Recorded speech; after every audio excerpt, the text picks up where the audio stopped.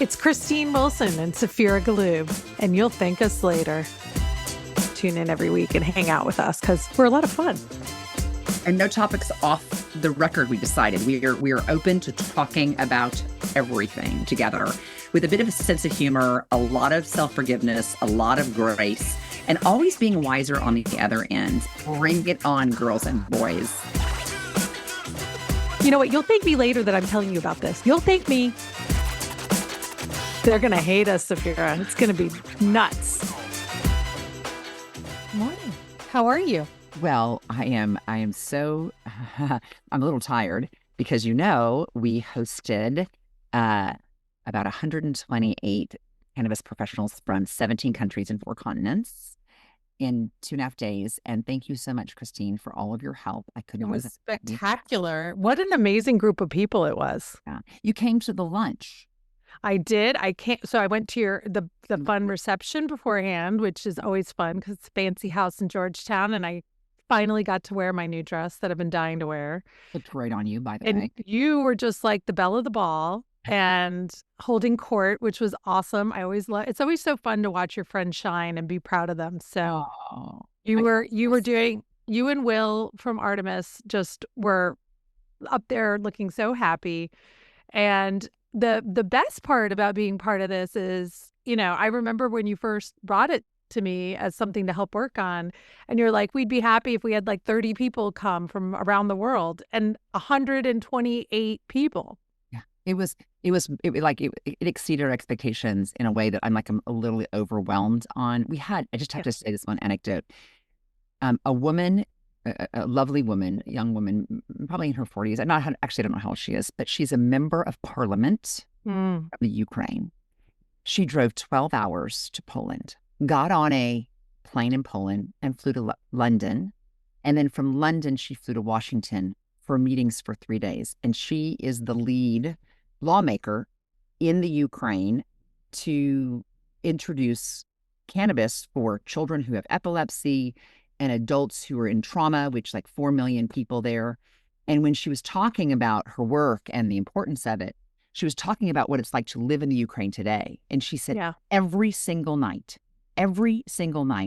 there are drones and planes and missiles that fly over your house. And you do not know if it's going to hit you. And you do not know if you're going to wake up the next day. She has a 14-year-old daughter, and that is her life every single day. So I'm Ukrainian. I don't know if you knew that on my mom's side. And I am as well. Oh, we both are. Maybe we're both. Maybe that's how we're actually related. And it's been heartbreaking. I've been flying my Ukrainian flag quite a bit outside my house, and it's just absolutely heartbreaking. One, the whole entire situation, but then to watch what this administration has done, turning their back on Zelensky, who just is a model of a human that I can't even imagine, being such a resilient human. I have a lot of shame about being an American right now, but that is definitely at the forefront. It really is. It's absolutely horrendous. And to think of anybody being in bed with Putin, in the history books, he will be the bad guy. There's no rewriting that. Yeah. That's just how it's going to be. I think it would be important for us probably to have an episode soon where we kind of talk about the state of the union and our feelings. I just would like to put a shout out there is a massive, massive collection of marches around the United States on April 5th called the Hands Off March, basically encouraging the government and DOJ to get their hands off of Medicare, Medicaid, our school systems, all of the things that are just being dismantled and just absolutely destroyed in our country right now as we watch our democracy become dismantled. So I will be marching on April 5th. I encourage you, if you are someone who thinks about it and you're nervous, if you've never been to a march, I'd be happy for you to come with me. I've been marching and demonstrating since I was a little kid. My mom would take me out of school. So it's something I feel very comfortable doing. I've even been at marches where things have gotten overwhelming and I've been able to handle it. So if you want to come with me, I'll make sure that you feel safe and you feel empowered and you feel the beauty of the day. I have to tell you, when I am demonstrating and protesting with other like-minded people, Yeah. There is such a power in that energy and the heart of that. It gives me hope. It reminds me there are other humans that feel the way I do. And it's just so wonderful. So, and if you are not in Washington, D.C., there are marches in pretty much, I think, all 50 states, except for North Dakota, maybe. There are marches. So, In North Dakotans, as yeah, my son would say, lock in. lock in. Come on. I don't know. There's probably 4 Democrats surviving in North Dakota somehow. I don't even know. But yeah, so I did have a wonderful time seeing your son all dressed up in his suit. I stole him for a tour of the house that we were in and took him to see everything, and he was such a sweetheart. So It was fun to have him there. He yeah, felt really well, and yeah, it was. Thank you for everything. It was a real. I'm a little recovering mode right now, but it's definitely. I feel very proud of what. you should. It was and you know what? There was one person who said something like, to be at a cannabis event that's not just pushing through clouds of smoke, but really having people who make real decisions and are really important in this industry together. And I thought, that's exactly it. This feels so powerful, like all the right people were in the room. So, So I'm so happy with her to bear witness. well, I got lots of videos and pictures of you. So I'll make sure I get My mother wants to see a picture of me in my dress. yeah. All she cares about is what I wore and what shoes I wore and whether or not my feet were comfortable. So that is something we have to provide for her. I've got a great one of you in the red dress with your gold sneakers. So. Oh, but she really wants to see my gold sneakers. Okay, they're the best. I mean, Oh my gosh, we should do You'll Thank Us Later with like sneakers and suits because I'm all about that. I mean, for goodness sakes, wearing high heels. Well, I don't wear any heels that aren't a wedge anymore. I'm a bit of a hypocrite because you see what I do. Yeah. Well, you were in pain. I saw the pain on your face. So, so I asked one of our writers on my team to do some research for us because one of the conversations that comes up so constantly with me and my friends, and the nice thing about talking to you, Saphira, because you've been through the whole thing, is that I can ask you if I'm losing my fucking mind sometimes and get your knowledge and experience because I'm so in the moment of this. Is I asked her to do some research for us so we could be a little bit more informed and have a bigger, deeper conversation about perimenopause and menopause. And coincidentally, this is timed with a really big special from Oprah Winfrey that is coming out on March 31st. And that special is called The Menopause Revolution. And I actually feel like I mean, have you ever heard anybody say the word perimenopause more than in the last 4 or 5 years? I gotta tell you, so when we did that last menopause section, and we were kind of asking questions, and I wonder, and this is it, the deluge of people who sent me resources. So like our friends, our family, our listeners are also thinking about this. And some of them are a little more informed than us. I gotta tell you, Kristen, Yes. I'm a bit behind on this. And I also think, there's some doctors who are really advanced on it, some doctors who are talking actively about it, some doctors who are kind of behind on it. And so I think there is a real a supply, a demand, there's going to be a demand for practitioners who work with women to really lock in and step up. See, I used locked in twice. That means I love it. together. That's what it means. That's my slang for get it together. Get your shit together. Get your shit together.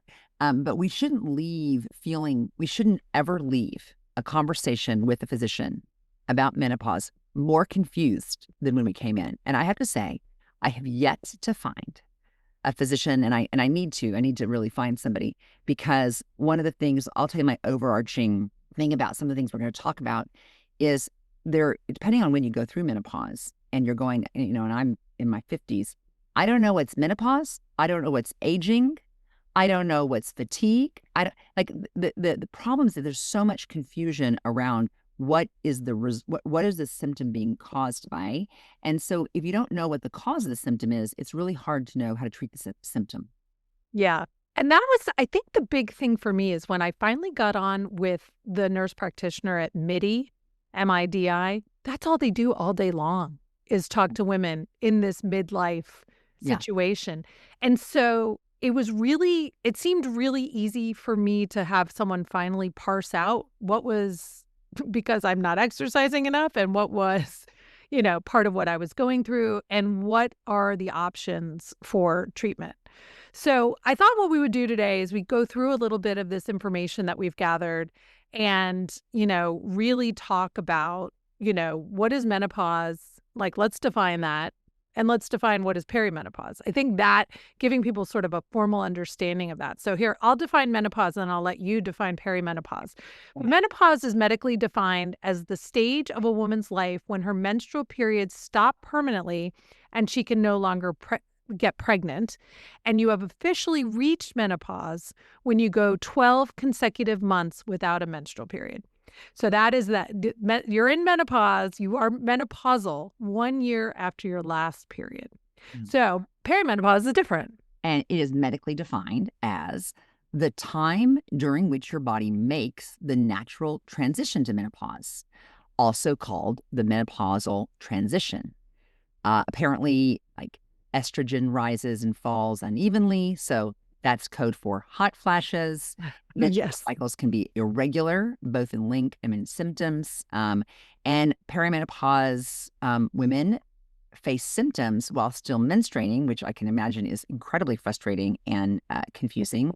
And it's basically, it refers to that transition period whereas the menopause is actually the stage itself. It's kind of... Got it. And so you're in that I think the big thing that no one ever told me is how long you're in that transition. Because you still get your period. Yeah, I still get my period, but it's all over the place. So now that I had the Aura Ring, I track it, and it could be like 20 days or it could be 57 days, and it could be really heavy or it could be like a 1-day spot.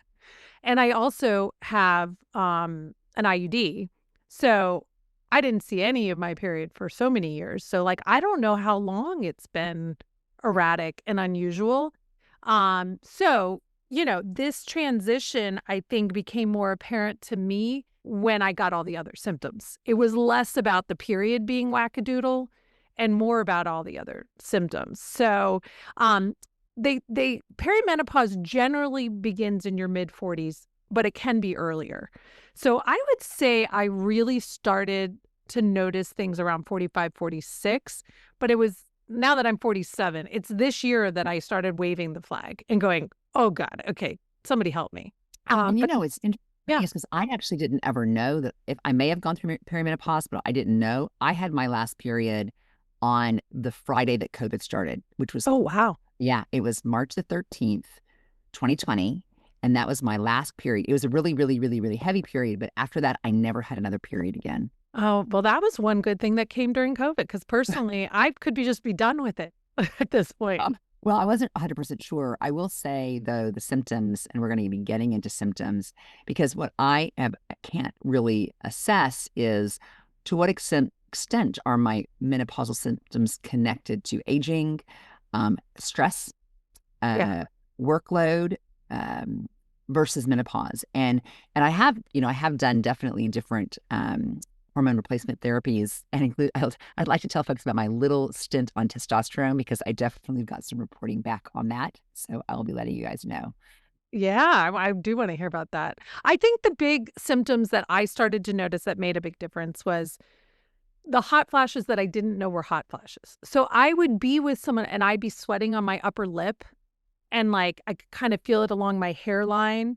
And I would say to people, aren't you so hot? Oh my God, it's so hot in here. And I just felt like moist all the time. Yeah. And I'd be like blotting my face, constantly blotting my face and thinking, what is going on? And then it was the belly fat. So I had not been thin for a long time, but I had never had sort of this round belly. And I remember I saw a picture of myself at 46. And I was like, where the hell did that belly come from? Yeah. So that weight gain in totally different places, really was. And it also seemed like I could eat 800 calories repeatedly and nothing budged. I mean, I was like feeling like I was starving myself. Well, you were, honey. 800 calories is starving yourself. Yeah. I mean, but it was like, I kind of wanted to prove, like, I'm going to almost starve myself for 5 days. And, which is not a healthy thing to do. My poor body was like holding on to fat at that point. Like, dear God, you're starving us. But, I just couldn't move the needle. Like, exercise didn't move the needle. trying to be on a strict diet wasn't moving the needle. It really was at the point where I just felt like, oh, there's another 5 pounds. Oh, there's another 5 pounds. And it just was going on for years. So Well, I think you're talking about the symptoms. And so we wanted to make sure we kind of had a broad characterization, because the hot flashes are pretty obvious. I think I always tease that my mother like kept all of these kind of dirty little secrets on childbirth, like what happens with your vaginal area and yeah. the bathroom and how you have to go to the bathroom in this like little sitz bath, like a thing, like all these things she didn't tell me. But she also didn't talk about like dryness in your vagina and itching and burning, and because the vaginal tissue is thinner and drier, and like then that impacts your sex life and impacts your comfort level in your vaginal wall. And for some people and I actually have had a really healthy, my body's been really healthy over the years, and I've had a really healthy drive, and I've had a really healthy relationship with my husband. So to transition and have like different things happen, I'm like, hello, What's going on? happening? And why is this hair coming out of my chin? That is not okay. Mother, why didn't you tell me? And then she would laugh and laugh and laugh and laugh and laugh and say, because then you would know all my secrets, and I want to keep them from you from decade to decade. Oh, gosh. How dare you, Linda? How dare you? I mean, I remember there was this point where it was itchy, and I immediately thought, I have a yeast infection, or my husband's cheated on me and I have crabs. And I went right to the OBGYN and I was like, tell me it's a yeast infection, please. And by the way, my husband is the least likely human to cheat on the planet. Husband, because that would require him to make a reservation and pay for a hotel room, which will never happen. That is one benefit in having a husband who doesn't plan, because you have to be a good planner if you're going to have an affair, folks. I don't know, maybe the backseat of the car. No, that wouldn't be of interest. No.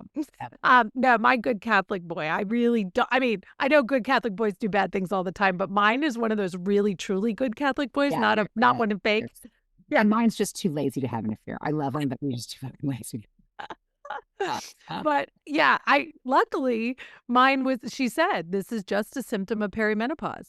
I also have been dealing with itchy ears for years. Really? Inside my ears, itchy. I kept going to the dermatologist. I was like, give me something else for it. This is so itchy. I didn't know that. Yeah. I definitely the problem sleeping, but everybody I know who ages has problem sleeping, so I didn't really connect it with menopause. I knew that the mood changes. I didn't really experience so many mood changes, but I do have more joint pain than I used to.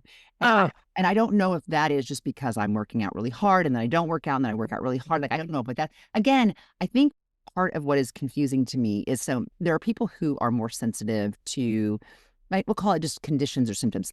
And I don't want to use the word hypochondriac, because that kind of suggests people who are, like, they're always like something wrong with them.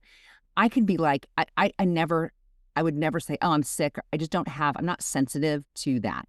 But, it is like noticeable to me that, this situation in my neck has been here for 9 months. And I know it's, so I don't know if it's just aging, or if it's just a bad pillow, or if it's... But I think the aging goes hand in hand with perimenopause and menopause, right? So yes, it's aging because you're going through this particular age transition, which makes all that joint pain much more. I mean, my right hip, I've told you, there was a day where I had to go get a massage but it's like deep into the joint. But is that menopause? That's what I feel like skeptical to attribute all this to. Yeah, so they say that the pain that you feel in your joints is much deeper into the joint, and it's oftentimes misdiagnosed as arthritis. And so what happens... I thought mine was arthritis because my dad has arthritis, and I know this again is the confusion. Well, a lot of times you'll know that it's actually a menopausal symptom because you'll do a treatment for arthritis and it won't do anything. So, part of this is you can go down multiple tracks because you just don't know. Part of this is the doctors are getting more savvy and saying, oh, you're a woman who's in, 50-ish, right, and you have that deep in the joint pain. Let's go and let's look at some hormone treatments, because that's likely to be what it is over arthritis, especially because you've had no history of arthritis to date. You're not maybe even old enough to be going through arthritis. So, but a lot of times it is misdiagnosed. In reference to Michelle Obama. Yeah. I guess there was an interview with her in People magazine where she talked about the hormone replacement replacement therapy and losing her iconically toned arms, I can so appreciate that Yeah. because I have this vision of this workout routine that gives me these really toned, beautiful arms. You have really toned, beautiful arms. Well, you are very, very sweet. You do. Not that I train my arms. They don't reflect that. But oh my God, like your ability to build muscle as you get older. I mean, of course, I know that's part of being protein forward and working on with heavy weights and so forth. But you have to work so much harder to get the same thing or just to maintain Yeah. older. And that's like a little dirty little secret. So all my friends who are like in 20s and 30s and even 40s, Christine, it's not getting easier. It gets harder. Yeah. Yeah. So it's like if you're not doing a weight bearing and a heavyweight exercise, like figure out a way to find love for that because that's the game changer. Doing weight training is the game changer. I think it's weight training and walking, that little combination. Now there is like ways to train your heart cardio wise. I'm terrible at it, but there's some pretty good research out there. But they're saying, you know how you were saying like on the sleep side, that's the fundamental for nutrition and exercise. On the exercise, weight training is because it used to be cardio, now it is weight training for older. Yes. That is, I keep hearing that. Like and they were, I think I told you, my doctor said, even just using your own body weight, doing lunges, doing squats, doing things like that repeatedly. But yes, actually getting into a gym with weights and doing that is absolutely essential. And I was thinking about starting a little group in my neighborhood and just getting all of us together out there to do it because there's a whole lot of women my age on my street. So, and we do love to do things. I like to go to a class and I like to be bossed around.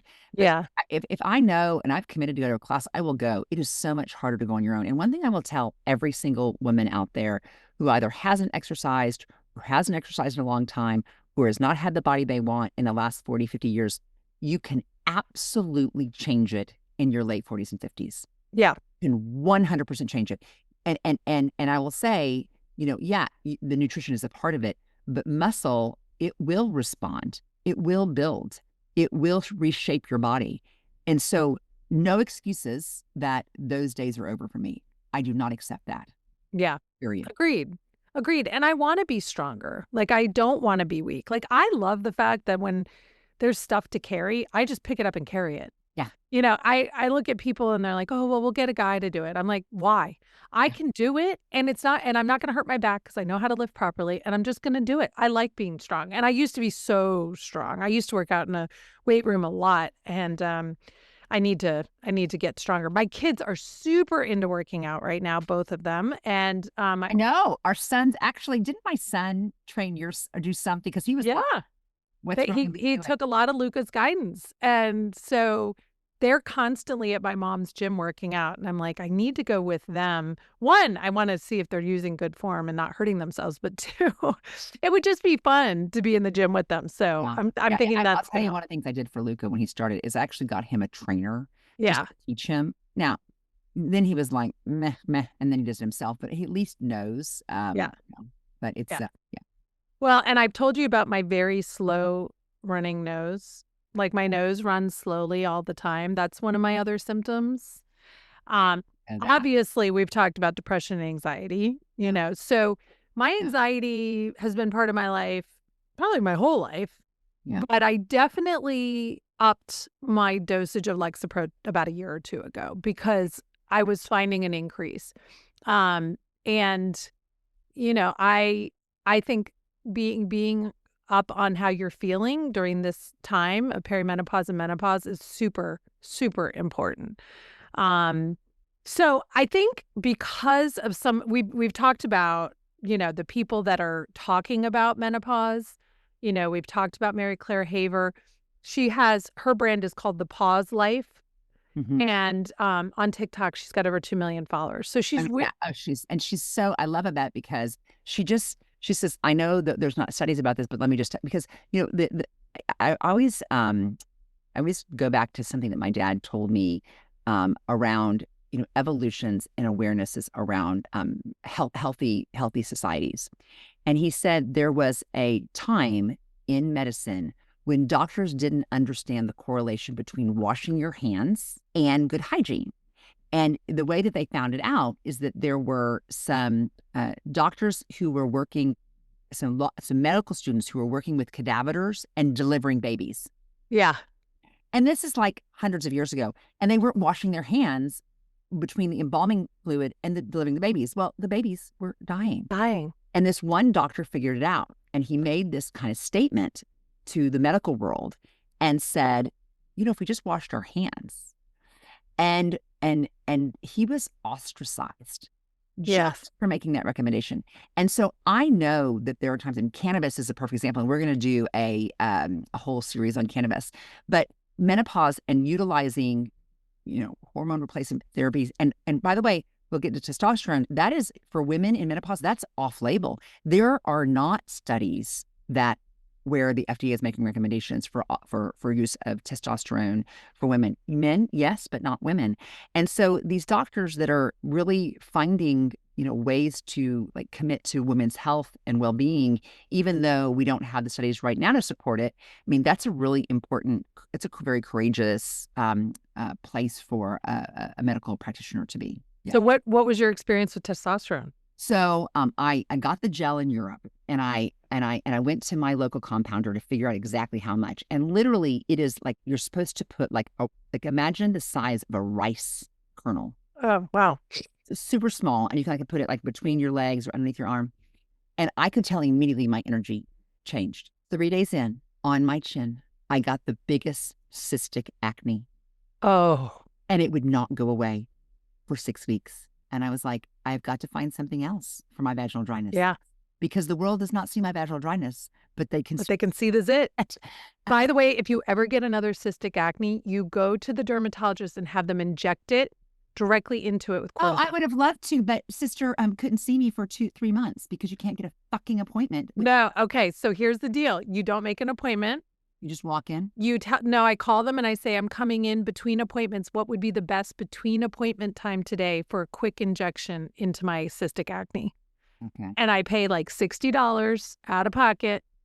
But I don't get it anymore because I take spironolactone, which helps with cystic acne along the chin line, which also is a midlife hormonal acne that I didn't know about. So in my 40s, all of a sudden, along my chin line, I was constantly broken out, and it was all deep, deep cystic acne. So I had dealt with one-off cystic acne my whole life. I remember going and getting one injected right before my wedding. But this had gotten to the point where I was going to the dermatologist like every few weeks and doing my $60 injection.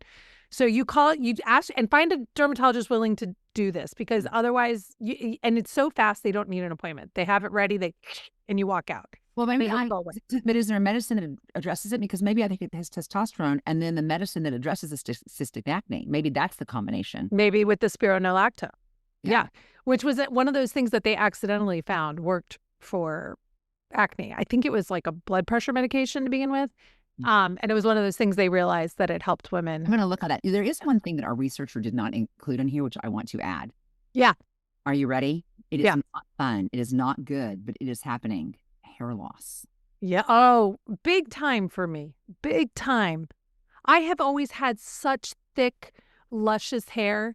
And it got to the point where my sink, like the drain wouldn't work anymore because I was cleaning out the drain like every 3 days. There was so much hair. I did start Nutrafol, which I'm now probably just about hit the 3 months, and I'm getting the little baby hairs. The babies, yeah. Yeah. I'm going to try minoxidil orally, and I'll let folks know.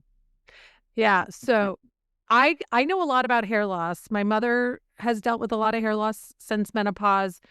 She's doing Nutrafol. My kids, I think she's switching to something else, but she's been on it for a long time. My kids are both going bald, and they're teenagers. Yeah. We just find a turkey. That's what we have to do with them. No, they're not going to lose it because they do Nutrafol, they're taking Propecia, and they do the foam minoxidil. Okay. So we're getting that hair back. Thrilled that you just announced that. Sorry, boys. Sorry. Anyway, but you know what? They've actually been pretty open about it, because it's one of those things. If they pull back their big floofy alpaca hair, you can see the big tracks here. Yeah. And I think I want to make sure remind me next time we're together, or just put it in the show notes. So I want to actually Nutrafol. What'd you call it? Nutrafol. Yeah, so Nutrafol is like $90 a month. It's a subscription. You take 4 pills a day. It takes 3 to 6 months really for it to kick in, and it really works. I mean, my dermatologist was like, "It will really work, Do but you you have have to." hair grow out in other areas though? No. No, but my nails, these are my nails with just nail polish on it, no fake nails, nothing, and they grow so strong and long now. I just had to have them cut them down. They were so long. So my nails are looking good. Huh. But if the oral Propecia will help grow back hair that's already been lost. The minoxidil foam, I think, is kind of like a middle of the road.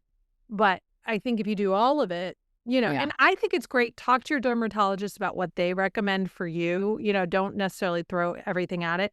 But the Propecia, there's a Good RX coupon for it. So it costs $19 a month. You have to get a prescription, but it's $19 a month with Good RX. So it's cheaper than the Nutrafol. Yeah. The side effects I think are very minimal, and they'll probably take it until the day they both decide that they're comfortable being bald, but Yeah. at the rate they were going to be bald before college was over, which makes sense because their dad was bald at the end of college. Their grandfather was bald at the end of college. Their other grandfather The was mother, bald. the mother line, isn't that follow the mother's line? So they've now said that it's really kind of 50-50, Well, not just the mother. Luke is not in any better shape than your sons are. Let me just tell you. Well, Gio's got a nice head of hair at least. Well, yeah, actually, Gio does, but yeah, I was going to say the lineage up the line on my mother and father's side. Let's see what happens there. Let's see what happens there. Well, everybody's bald. We are into bald men in our family. We have no shame, but I just wanted them to have the choice about Absolutely. when they're bald. So let's talk about, I think we've gone through a lot of the things that you can do, but let's just really talk about what your options are for dealing with the symptoms. And I thought the most interesting part for me is when I went on MIDI, they said, we don't really need to check your hormones for an exact level because we know your age, we know your symptoms, and we know what the options are to treat those symptoms. Let's try some of the options and see how you react and how you feel. Because it's also very difficult to get a baseline hormone level when someone has an IUD that is releasing progesterone in your body. So that to me was really the way that, I was able to see some relief very quickly. So definitely talk to your OBGYN, talk to your doctor. If you feel like you're not making headway with them, I do recommend there are menopausal specialists in a lot of major cities. You can Yep. go in to them, or there is MIDI, which is available online. And I think the fact that there are now resources, you don't just have to basically go into your general practitioner and have them say, I don't know what to tell you. Yeah. I Other think it's women also got through it. are not happy with what how your physician is interacting with them. I don't care if they delivered your baby and have been your OBGYN. If you are not happy with your care you're getting, stop, pivot, and find somebody else. Yes. There's no reason why we shouldn't feel like we have partners at this phase in our life. Yeah. And so they call it HRT, hormone replacement therapy. I have found that most of my friends that are my age, we all have the estradiol patch at different dosages. So that's giving us estrogen. That immediately helped me with the hot flashes. So I'm no longer the girl with the sweat mustache that I felt like I had all the time. And now I'm like, I really haven't had one since I went on that. And then I take progesterone to help with sleep. And the progesterone, I believe, also helps with the joint pain. Mhm. I have not tried testosterone. I would like to potentially have a conversation about that. I will say my sex drive is definitely down, Yeah. total lack of interest. My big challenge these days is that I'm so focused on getting sleep because it seems so hard that I can't even think about anything other than sleep. It's like this constant obsession of like, can I get sleep? Please let me get sleep. I'm obsessed with sleep. I'm obsessed with sleep. And now I have this whole thing, like I've got like my neck pillows and my eye pillows and my little snuggies. And then I'm like, and I used to not be sensitive about it at all. And now I'm No. just, like desperate. Remember when you could flop down on a couch and have 8 hours of sleep like nobody's business? I miss those days. I do too. There is also vaginal estrogen. So it's a cream that you can actually put down there Yeah. That's another thing to look into. And then And we're going to actually be looking at, there's some cannabis products that, yes. that are supposed to be vaginal suppositories and vaginal creams. So when we bring on Dr. June Chin, who I'm hoping will join us, she is an expert. We'll ask her all these wonderful questions about women and cannabis, because I want all of our listeners feeling comfortable and confident to go in and find different ways to interact with cannabis to help with health and well-being. This is not smoke a joint, although you can also do that. Yeah. And maybe you've tried a gummy. I mean, there's going to be, I want to do a big conversation around what cannabis drinks are. I mean, we're going to you'll thank us later is going to be the most educated audience on cannabis products today. That's my goal. That's my story. I'm sticking to it. Well, if we have Dr. Chin and us and Nicole, we got a lot of knowledge between us. I will say one of the big things that I think is really important, just to set the tone for that conversation when we have it, is understanding the difference between medical use and adult use, recreational use. And understanding the difference between regulated cannabis and the cannabis that is now available in smoke shops and convenience stores and gas stations, because people do not know the difference there. And I'm going to give folks a heads up and a what for, and you guys are not going to feel confused or confounded by this very, very kind of opaque marketplace of cannabinoid products. Yeah. But this is a long overdue conversation. Yeah, I can't believe it's taken us so long to do it. I know, but we will. The other thing is, from a medication perspective, is looking at antidepressants. So I've mentioned, or anti-anxiety medication. They can also help with hot flashes. So I thought that was really interesting. You and I have talked endlessly about exercising regularly. So morning workouts, that can help with the sleeplessness. So I do a morning routine that is like a fascia stretch. You know, I'm really into like dealing with your fascia. And, you know, if you don't know what that is, I think it's definitely a conversation that we can have, but it's different than stretching your muscles. So this is sort of a web of connective tissue that wraps around all of your muscles and your bones, and it can become very rigid and stiff. And a lot of times that's what keeps your muscles from being able to actually stretch, and your joints in pain and other things. So a lot of great things from that. So I do a morning fascia movement. It's like a routine that I now can do with my eyes closed, because I do it every morning. How long does it take? 10 minutes. So, I mean, I do it so fast now. I probably do it faster than that, but I probably should take about 15 to actually do it. But, you know, a lot of times I'm just like, got to get through it. Time to go. And then yoga and stretching also, they've found that can help with hot flashes. So, you know, I think having good routines in exercise. So this is my big struggle, Saphira. I still don't limit my screen time before bed as much as I should. And that, I mean, I've gotten a lot better.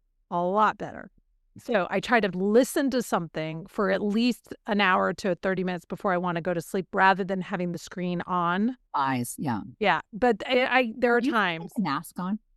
So I'm not great. My sister gave me a new really great mask. I'm not really good at it. I do have that one that massages your face. I try to do that to calm down and get myself into a place of sleep, but you don't sleep in that one. Yeah. Also, I thought this was really good, and you and I are doing this all the time, Saphira. Staying socially and mentally active can help with things like memory problems and depression. Well, that's good, because I got to tell you, when I forget something, I'm like, oh my God, I'm losing it. I can literally say crazylady.com here, crazylady.com when I forget something.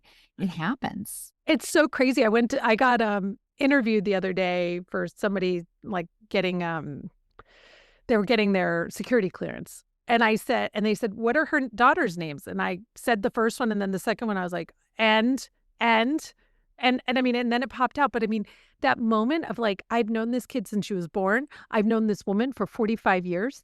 I know her children left up. I can tell you anything about them. I literally could not even pull her name for like a good 2 or 3 second pause. And it was like something just went into my brain, carved out a section of it and threw it away.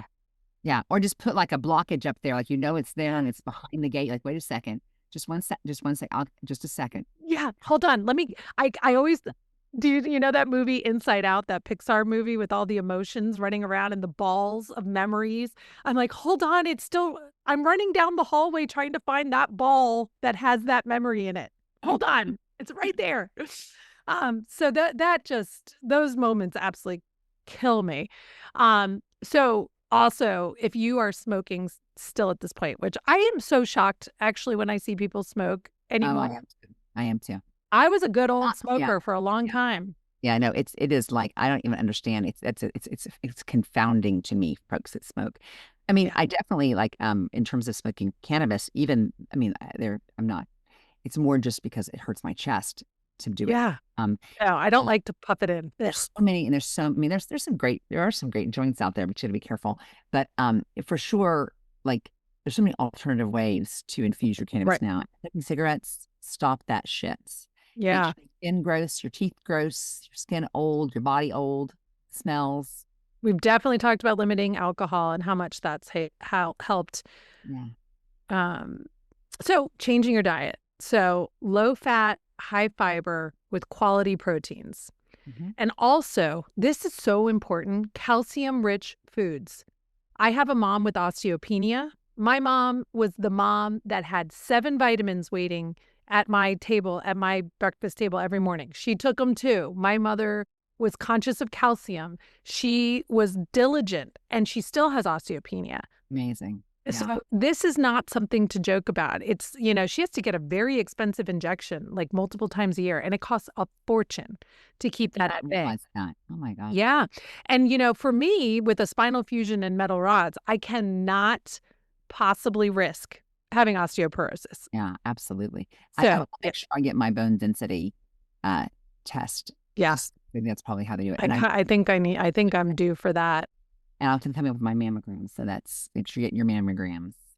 So there is a focus at this point. A lot of people are saying really unhealthy lifestyle versus our traditional eat less, exercise more. That, it was always starve yourself and just keep running.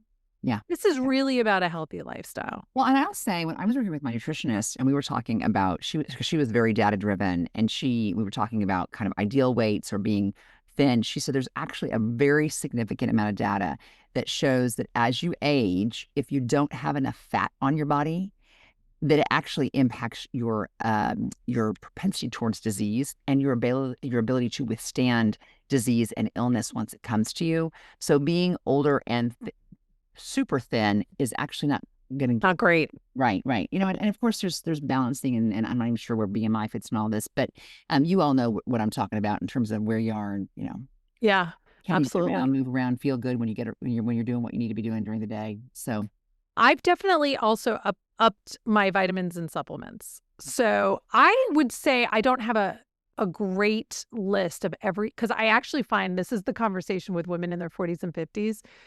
Somebody will say, you really need to be taking collagen.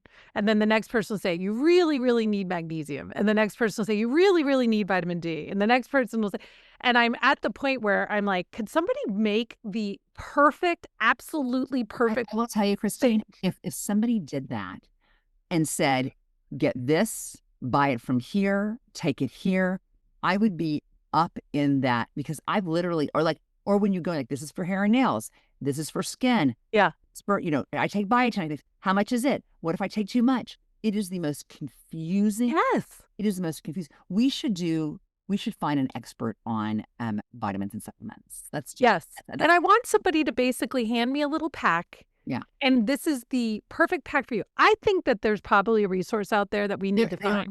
There is. But the thing is that I'm not sure if it is on a person by person basis. I want to be more educated. Yeah. Yeah.